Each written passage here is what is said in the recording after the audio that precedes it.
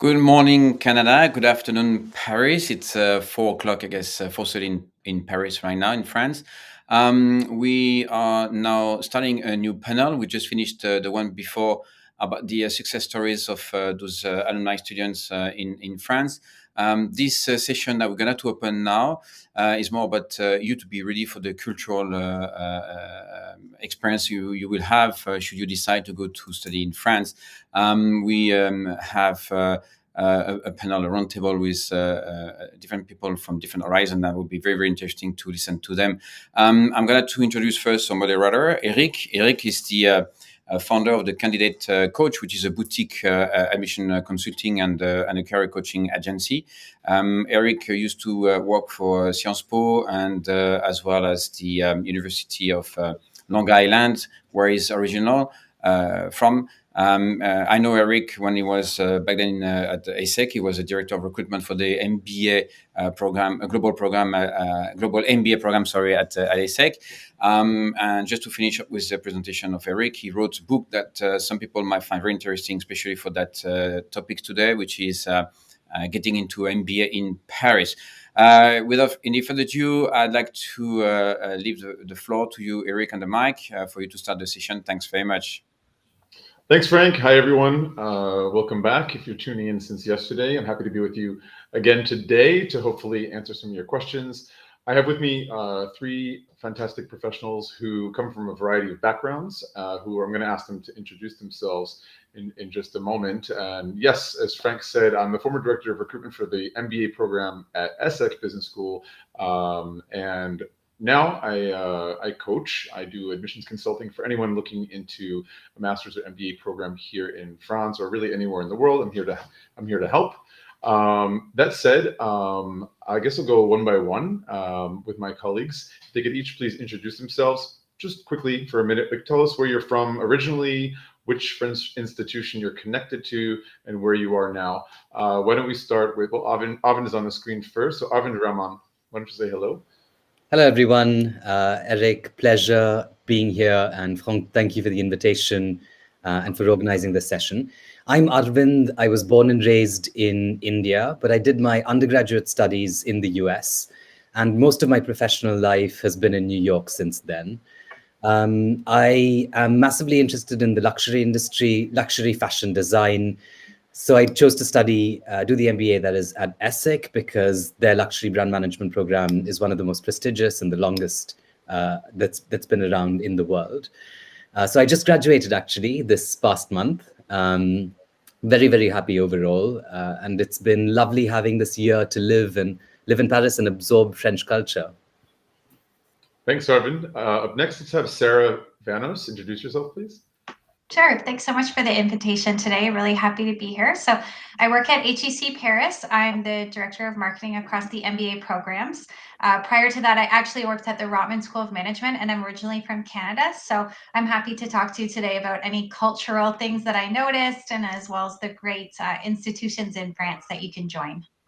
Thanks very much, Sara. And last but not least, Ekaterina Nemkova. Thank you very much, everyone.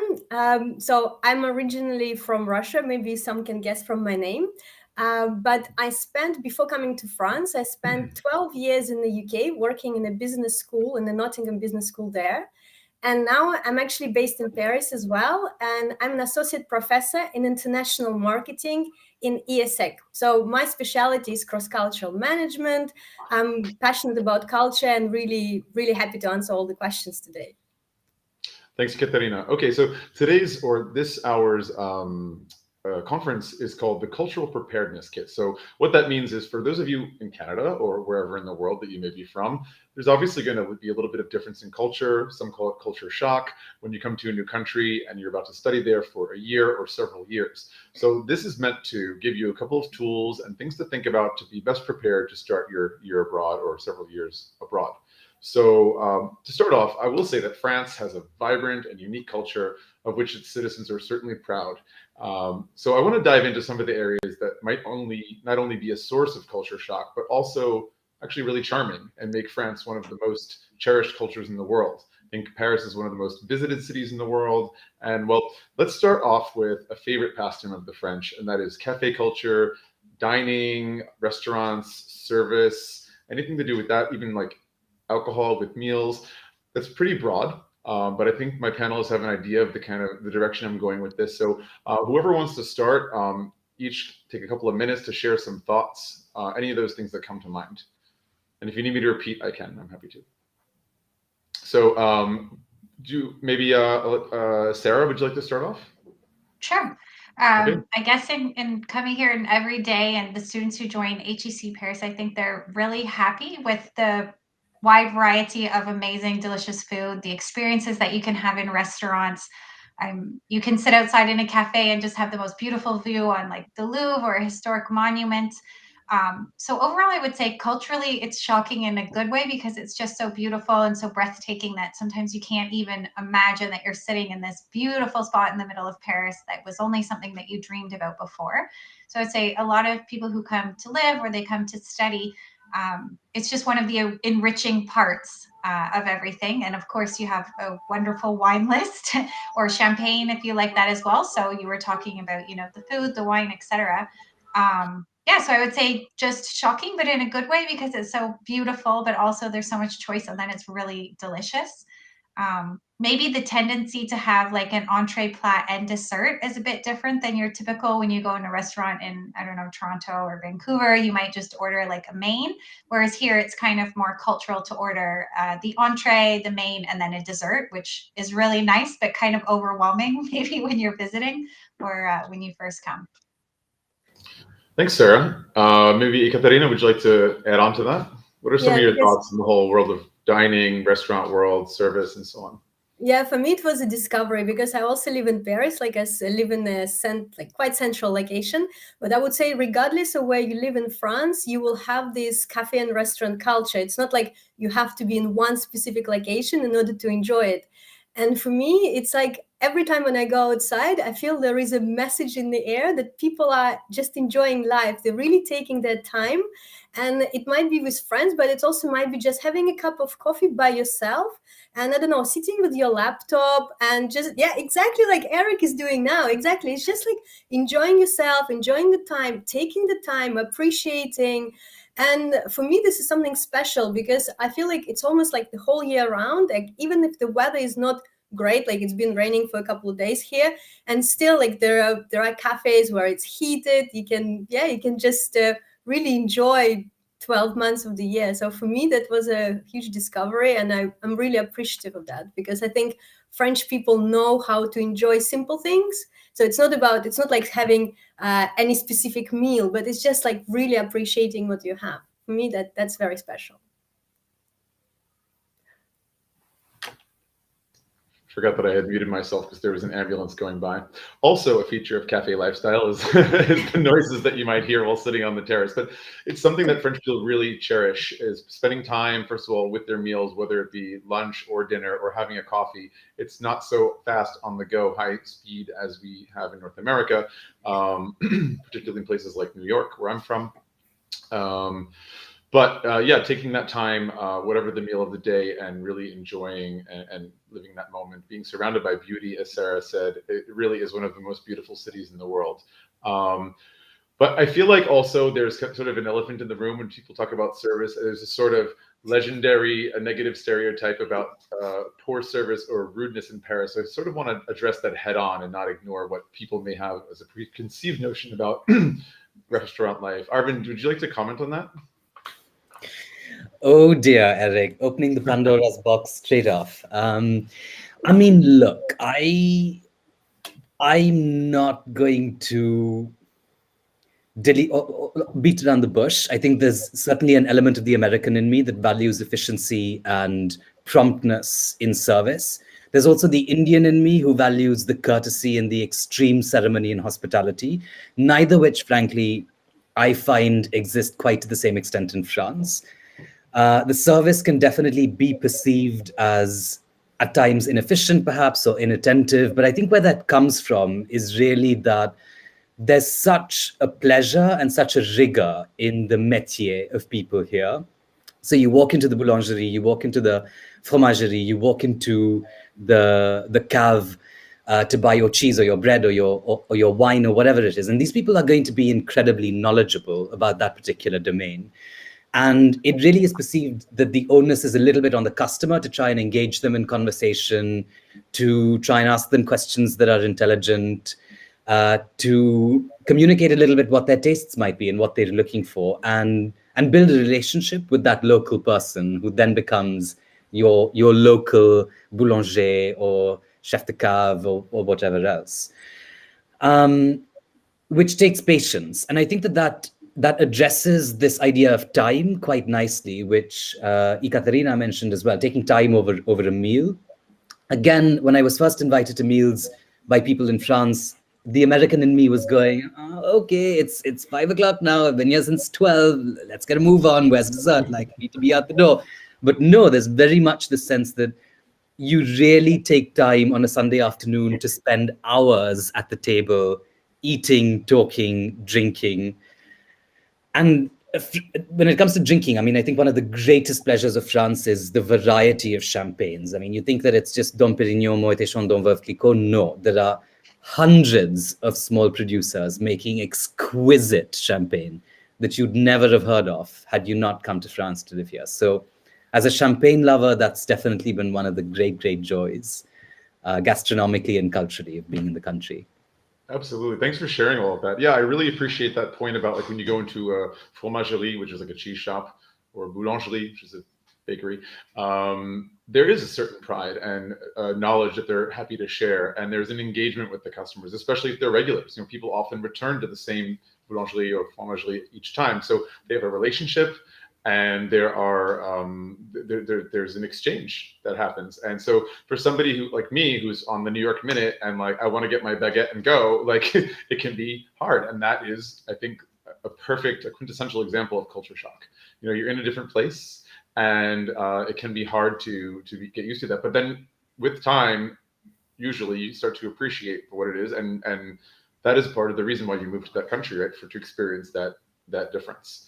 So that said, yeah, another thing that I thought I would mention, none of you mentioned it, so I'll just go into a little bit deeper about alcohol. I think there's a different view or relationship with alcohol that the French have or Europeans have compared to North Americans, particularly the United States, where it's not weird or inappropriate to have a glass of wine during lunch, even if it's like a group of work colleagues. You know, you wouldn't have like a bottle or two each, but like, you know, moderation, you know, having a glass of wine as part of the meal and enjoying that meal is absolutely normal and acceptable. Whereas I know in the States, many places, if they smell alcohol in your breath, you could be penalized or fired. So that's very, very different.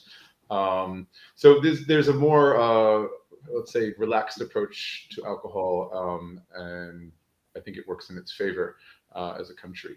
Okay, I wanted to speak about communication a bit more broadly, and I do see some questions coming out. I'm not sure. Let me just see if I can answer this as it's come up from Laurence, who has said, as a French person living in the US, one of the big differences between service, especially in restaurants, is that there's not such a huge need of turning tables, right? Hence, waiters will not constantly hover over you to make you finish faster, so the table can be turned to another customer. I guess this is the other side of you. Yeah, so that's the thing. You can kind of like camp. You can like build a bonfire if you want at your table and stay there for 3 years in France. And like, you know, you're paying to be there, and that's part of the experience. I'll point out, like if you order a coffee standing at the bar, it's one price. If you're sitting at a table inside, it's another price, a little bit more. And if you're sitting outside on the terrace, it's a higher price, even still. And that is because you're paying for the experience. So if you want your coffee to like quickly, stand at the bar and drink it and walk out. But if you want to sit outside, and that's what people want to do because it is beautiful, as Sarah pointed out. And it does rain quite a bit here, but in Paris anyway. I shouldn't speak very Paris-centric because this is about France as a whole. And for sure, if you go down south to Lyon, or even more so to Nice, Montpellier, Marseille, it's a lot sunnier and a lot less rainy days. But in the north, where it does rain quite a bit, here, like in Paris, in Lille, in Strasbourg, in Bretagne above all, there's often like awnings and heat lamps. So all throughout the year, cafe culture is a thing. Okay, so going back to, thank you for your comment, Laurence, I absolutely agree.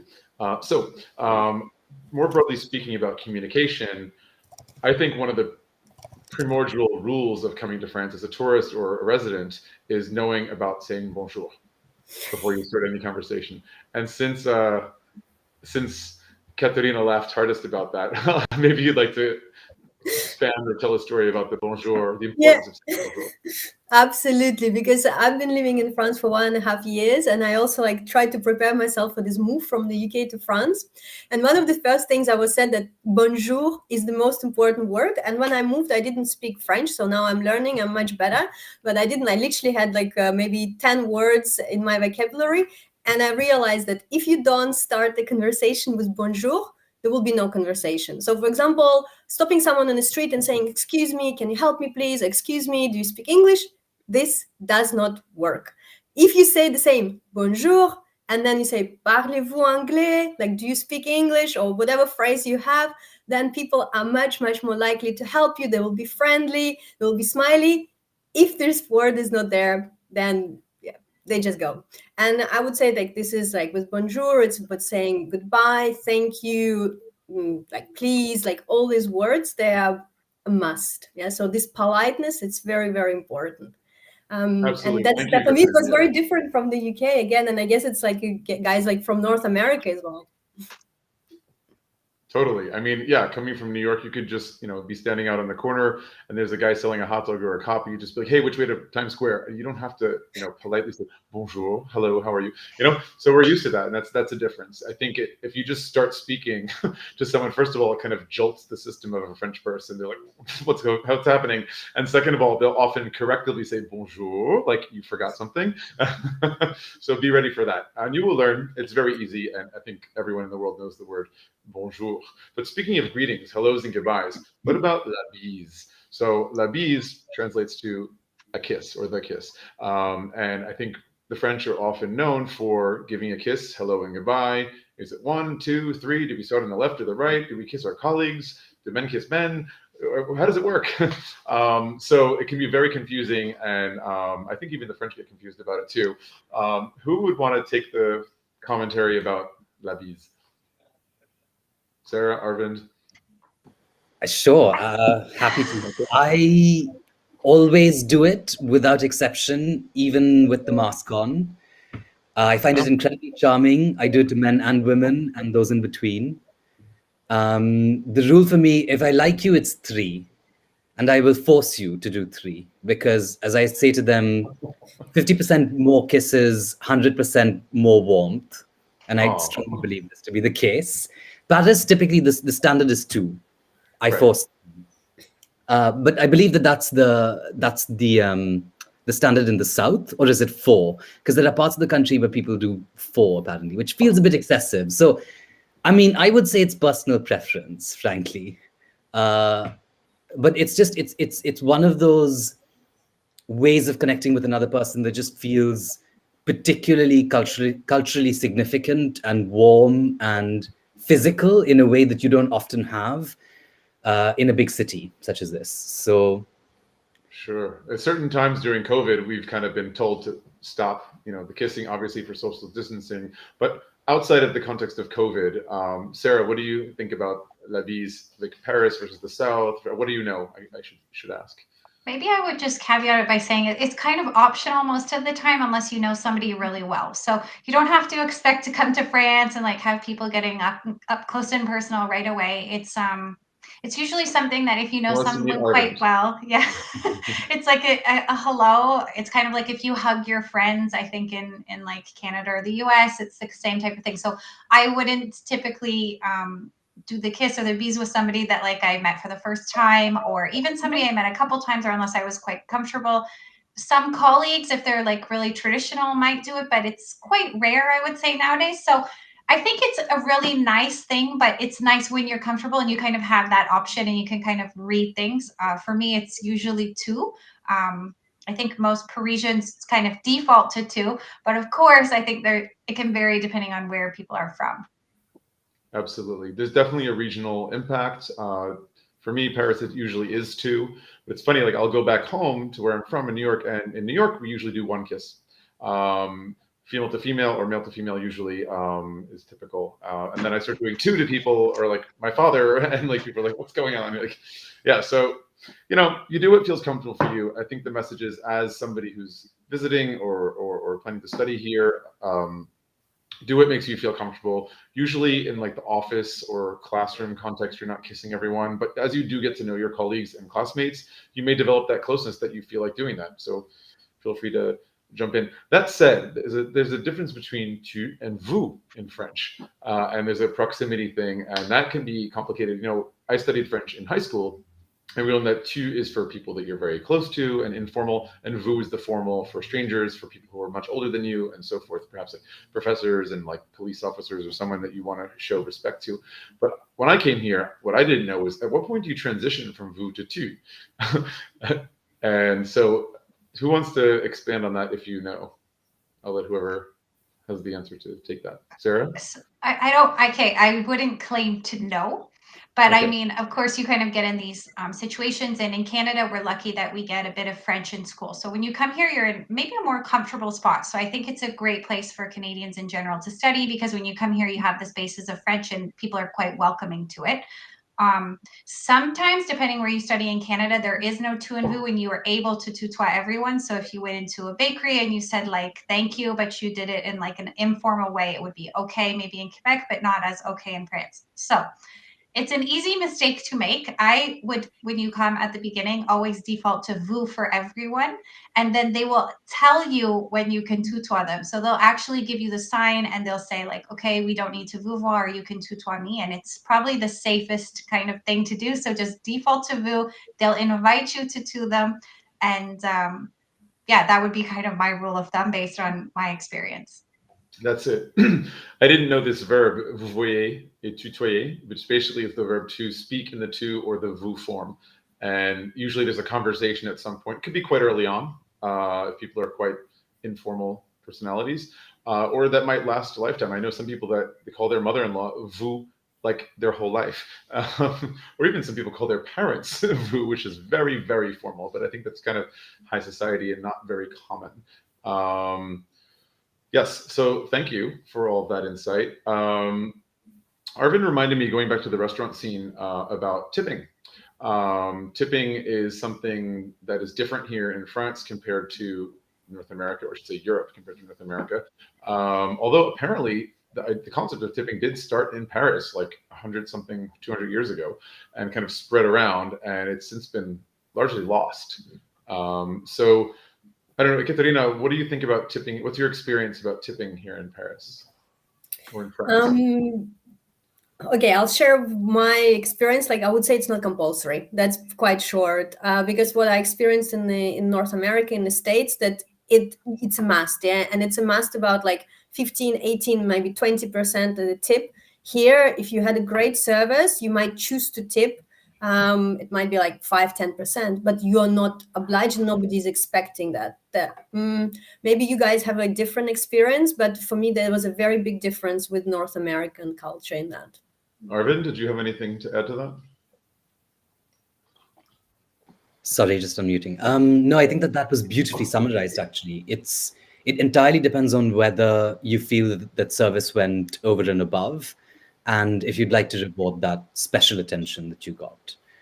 And between 5 to 10%, I think is a very, I mean, 10% is quite generous. 5 would be standard. Yeah.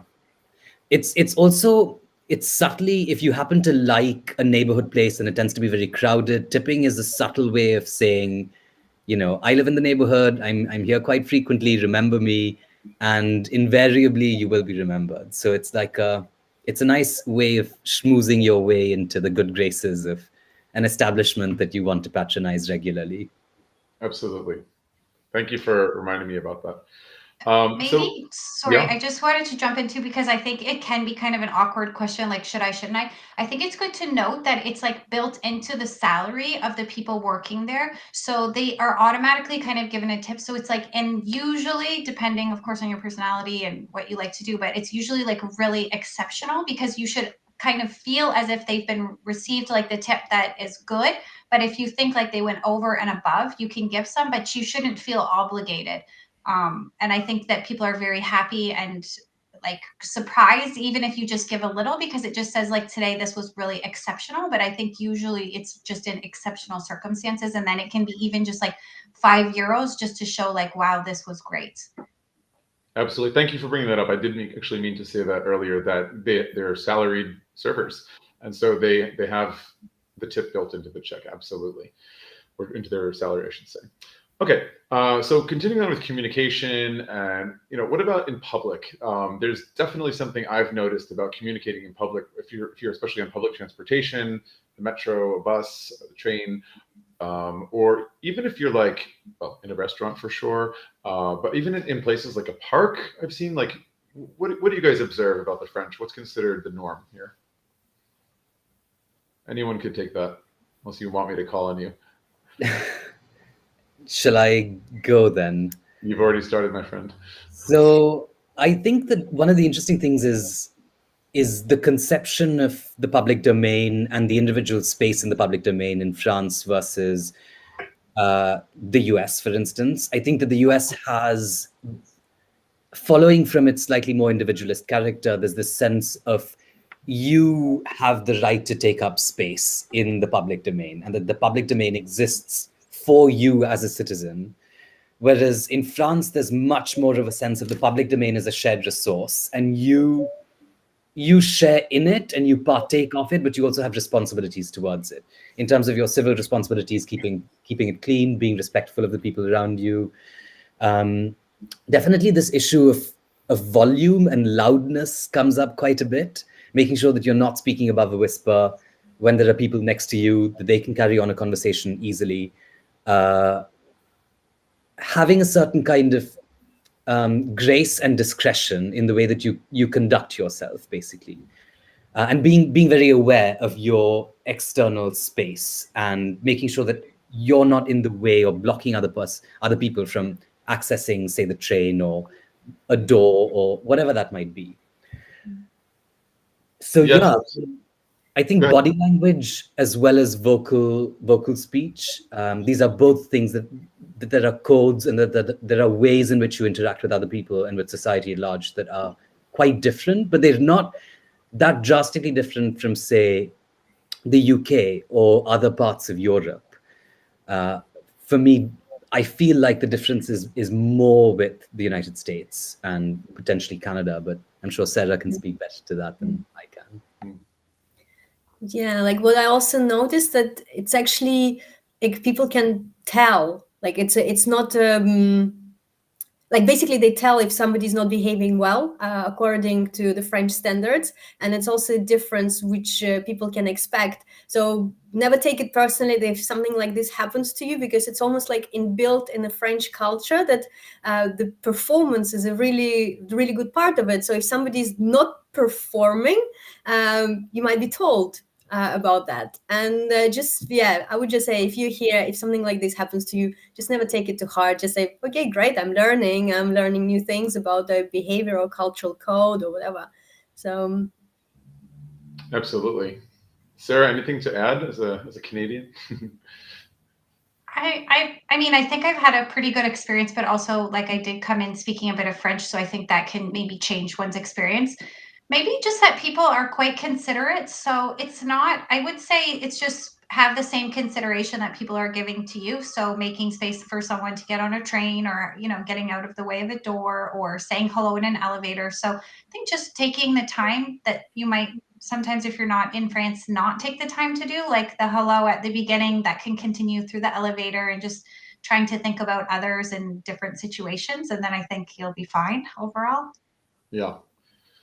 Yeah, as a New Yorker, I definitely see some differences, and I think they're a little bit more, in my opinion, like, well, from what you guys are saying, I think my views are a little bit more extreme. I find that, like, if you're speaking above a whisper on any sort of public transportation, you will get the evil eye. And I like to watch people, and if anyone is talking a little bit loud or on the phone or has music playing without, earbuds or something, everyone will giving them dirty looks. And some people might go up to them and say, hey, turn off your music, or quiet. They really want their silence. I feel like in New York, there's a sort of commuter courtesy in the mornings, but the afternoon, forget it. It's a free for all. Although not just Americans, I find Southern Europe to be much more jovial. Italians tend to be much more loud, and you can always hear them on the subway or the buses. along with the Americans. So it's definitely like a thing. Yeah, I do agree with Arvind. I think it's a really nice way to put it. A certain that French view of the public domain or the public space, that it is shared. It is not to say the French are the most polite people in the world. That prize might go to the Japanese. But there is definitely a care taken about, hey, we share this space, and we don't want to hear your blah blah. So I think the message is kind of just be aware of your surroundings. I think that's what Sara was saying. Be attuned to who is around you, and not not just take up all the sound space without thinking about who else is there. So really good. Thank you so much. So what else did I want to talk about? Okay. So in terms of talking about yourself, right? I want to kind of get into the whole like interviewing, CV, representing yourself, right? And how that might differ from country to country. So thinking about like going on either job interviews or an admissions interview for the school that you're applying for in France, and again, how you might represent yourself in your CV. What are some differences you might have noticed in France compared to where you're from? I see you all nodding, so I think you understand the question. Who would like to start? I can start because I was seeing a lot of CVs when I worked in the career team at HEC.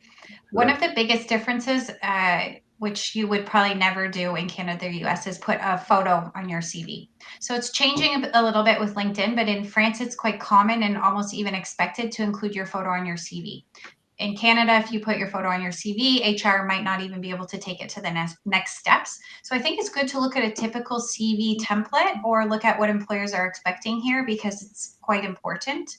And then I would say basic, if you hope to study in France and live in France after, so specifically in France outside of maybe technology or a deep finance role, French is quite important, at least conversational level French.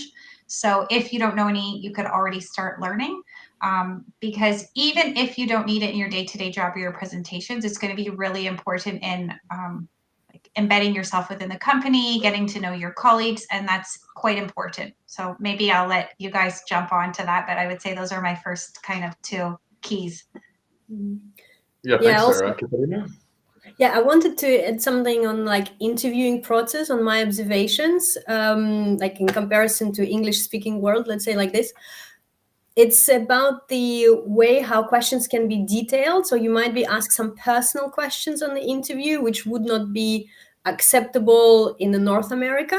And also you might be asked questions in a way which might sound like criticism to you, like as a candidate, but it's never actually a criticism. It's a desire, like it's an interest to know you better, to really find out more about you. But I would say it's quite different. And it's also related to how French provide feedback in general.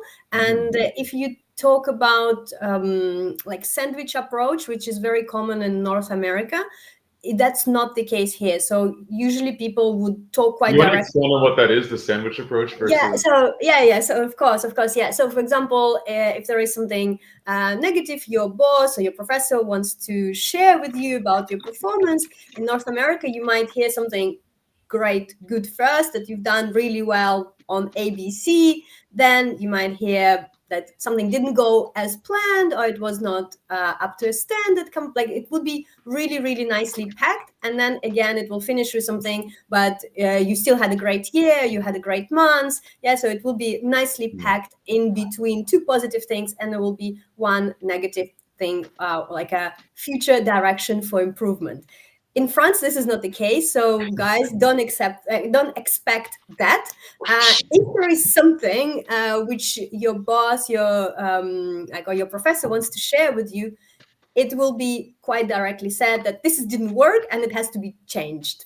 And there will be no nice package on that. There will be no like a bow or something. And coming from an English-speaking country, it might be a bit like a shock, because they might be still interested in you. They might want to hire you, but they can still tell you, in your presentation, this and this didn't work. And I would say, again, it's just like a matter of expectation. But even like when you're studying, when you're a student, you might hear that your professors tell you, okay, your presentation was generally good, but this, and then many points which didn't work. And that's what also French students expect. So yeah, I know that I took question a bit in a different, maybe a bit of a different direction, but I think it's a very important thing to share, because that's definitely going to happen in France. Yeah, that's perfect to get that in. I mean, this fits very well into the topic of communication. Also that can happen in terms of if you're asking for a service like, I don't know, the post office or the bank or whatever, even in a restaurant, if you want something, whatever it may be, instead of saying, oh, I'm sorry, we can't do that, but we can do this, there's not like this kind of empathetic sort of approach, just like, no, it's not possible. And you deal with it. So maybe North Americans are a bit more sensitive. I'm not really sure what it is, but we're definitely used to that warmer delivery of a negative answer to something. And that can be a real jolt to our system. I think for North America. Yeah, and here actually I wanted to add something, because it made me think with what you just commented, because you said like, yes, like they will tell you in the post office or in whatever service institution that there is a no. But what I also realized that in English speaking countries, you will not negotiate. Like no is a no, even if it's nicely said, it's still a no. What it happens in France, you can still try. You can still, like, you might tell your story and you might explain your situation, what happened to you and maybe why you were late or something. And there is still a chance that people will change the no to a yes or try to help you, even if it was quite a harsh no and you thought, oh my God, I'm just going home and I'm not doing anything today. Yeah. So like for me, it's also a discovery. Like you can negotiate your way in sometimes. It might work, it might not work, but there is a possibility, which was not, which is like 99% not possible in English-speaking countries. Fully agree with you. I think you actually have to negotiate here, because very often it's a no before it's a yes. It's just kind of like standard that you're going to get a no for something because maybe they just can't be bothered. And you kind of have to like convince them to do the thing. Very, very different concept of service and, being solution-oriented and customer first. Don't expect that. You sort of have to like persuade. Arvind, did you have anything to add to this domain of? Just a couple of things. One thing that definitely stood out to me is the level of deference and hierarchy that can sometimes exist within French enterprises, even though that's changing as the business world becomes more globalized.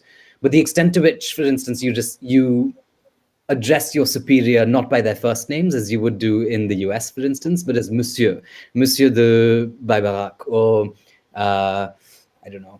So like a teacher, for example, you would say Professor or Monsieur le Prof, or what would you say?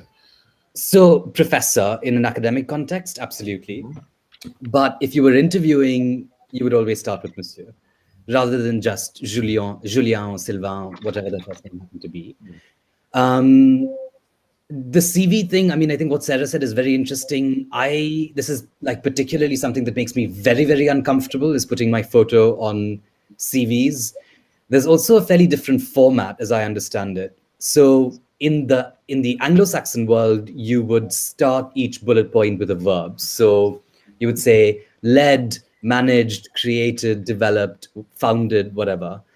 But French CVs, from what I've seen, tend to be noun driven. So it would be something like management of, or creation of, or, absolutely, et cetera, et cetera. So it's almost like a slight psychological twist. The emphasis is not so much on your performance and your individual contribution, but it is much more about where you fit into the organization in terms of your role. And what exactly you did in order to make the cogs turn within the organization itself. It's almost like in the passive voice. And the other thing I thought was interesting is that usually in the French format CV, the dates appear on the left. It's like the first thing you see is when you were there. And then on the right is like the experience, whereas it's reverse in North America. Right. Sara, it looks like, based on your face, it looks like you have some dissenting comments perhaps, or? No, I think it's really tricky, and it depends on the company that you want to work for. I think if it's a very French company, of course, you need a French CV. You might want to default and apply with an English CV if you think that the company is open to that, and then speak French in your interview.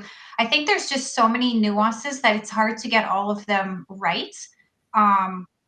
Even though my French is pretty good, I'm not sure I would make a French CV if I was applying for a job. I'm not sure. I think it would be just so hard to get it right that it might be almost better to go with what you know. But sure. But I mean, yeah, maybe in the luxury company. if you're good enough to communicate at work, I mean, like for the CV and you want it to be perfect, like don't hesitate to have a friend or a classmate or someone that you can trust to make sure it's perfect.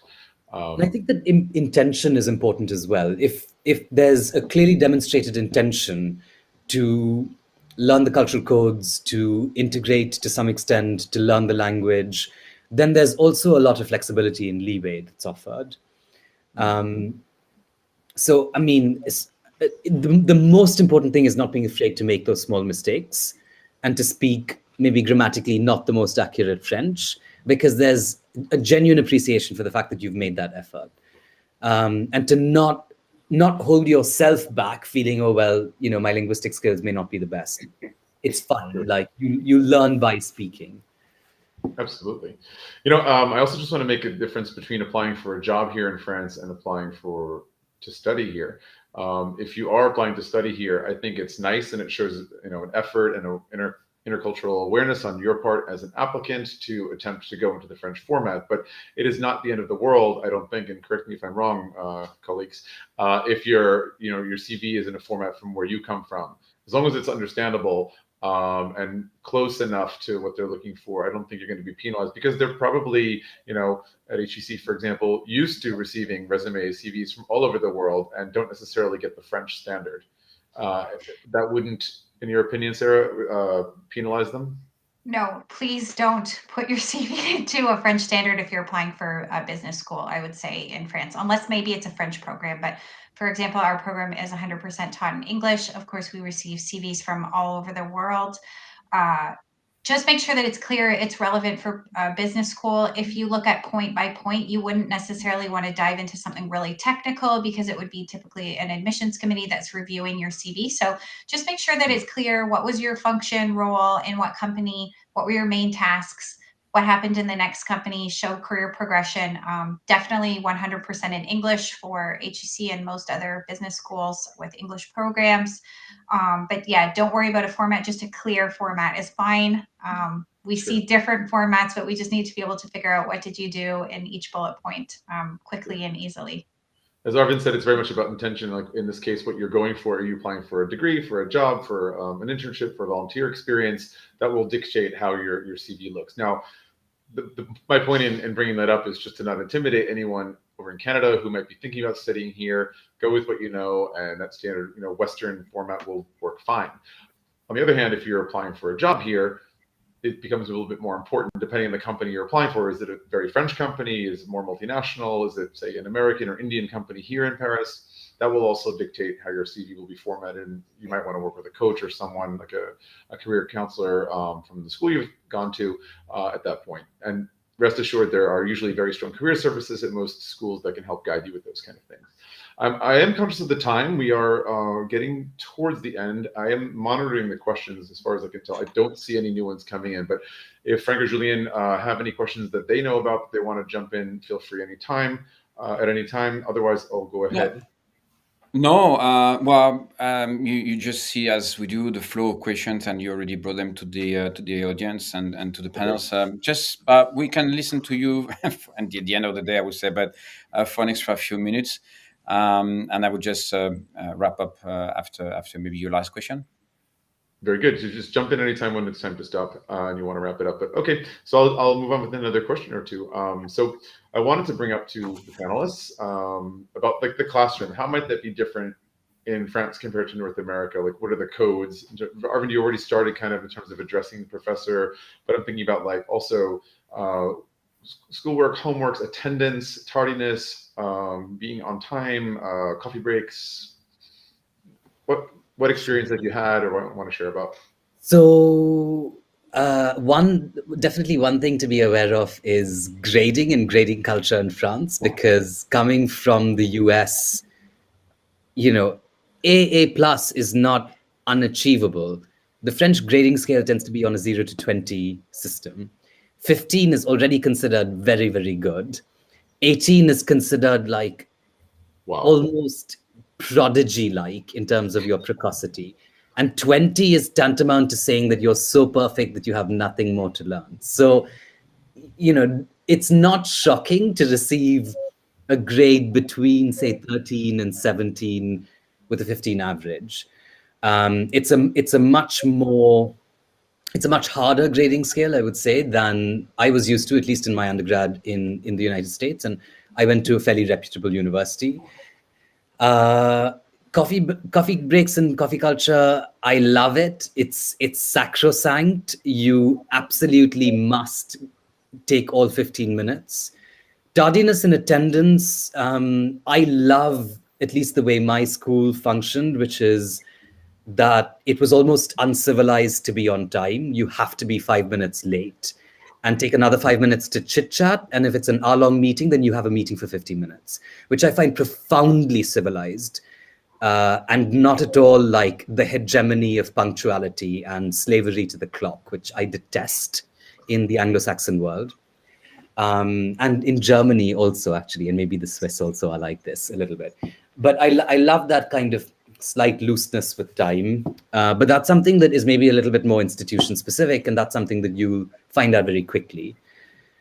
What else? Classroom culture and academic culture. That's it from me, I think.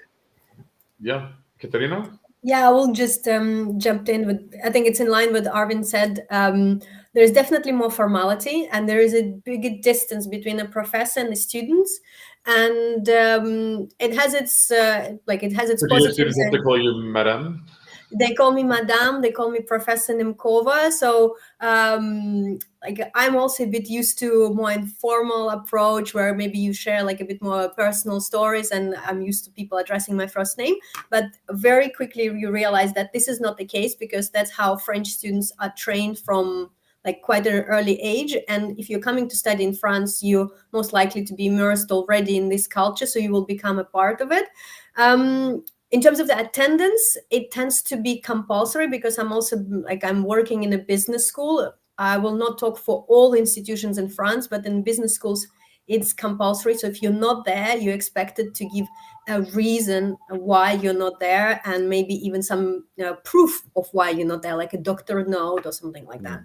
And that was different. And in terms of grading, absolutely, as Arvind said, 18 is an amazing grade. And also you are graded very regularly. So the business schools, they work on the basis that you have a lot of different assignments. It's not like you have an exam at the end and that's it. No, you will be expected to have a lot of different group works, exercises, participation. So you might have like 4 different components, maybe even 5 different components, which are graded. And then you will have a more like a grade at the end. And again, it might be quite different from where you're based now. But at the same time, it's good because you can accumulate points, and then not everything is dependent on that final exam.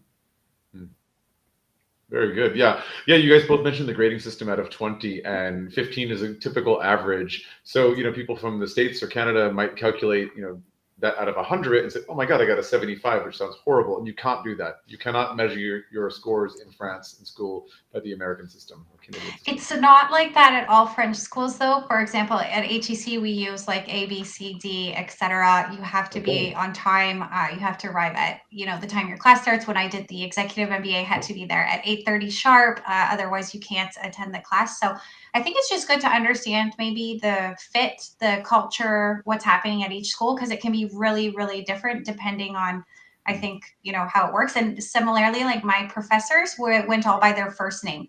So I think it depends, the influences of your business school, kind of maybe the students and where they're coming from in the world, etc. So you kind of probably have a mix of like very French to maybe more kind of a mixture. Thank you very much, Sarah. That definitely is true. That depends on the school. And I think it's very worth, as you're researching the schools you might be applying to check out how the culture is and how that fits with your personality and goals. So I think at that point we have to wrap up. Franck has joined us again to say we have to stop. So thank you so much, everyone. Thank you very much, Eric. Thank you very much, Arvind, Sara, and Ekaterina. That was very, very interesting. We got good feedback and comment from the audience. I just feel strange, like being a French guy living in Canada, listening to you talking about my country, one of my country. I have 2 countries now, and I just wonder why I'm here, and I should be maybe back to France. Thank you very much for your time. Thank you for all those input and experience that you share with us. Thank you, Eric, for that panel that you organized. I just want to finish up by wishing you the good end of days and saying to everyone that this session will be available online on our YouTube channel by the end of this week. I will give everybody's a 10 minutes break, and we're going to join in next session, the last one for this series, in 10 minutes. Again, thanks very much. Have a good end of day. See you later. Bye. Thank you. Thank you very much. Bye bye. Thanks. Bye.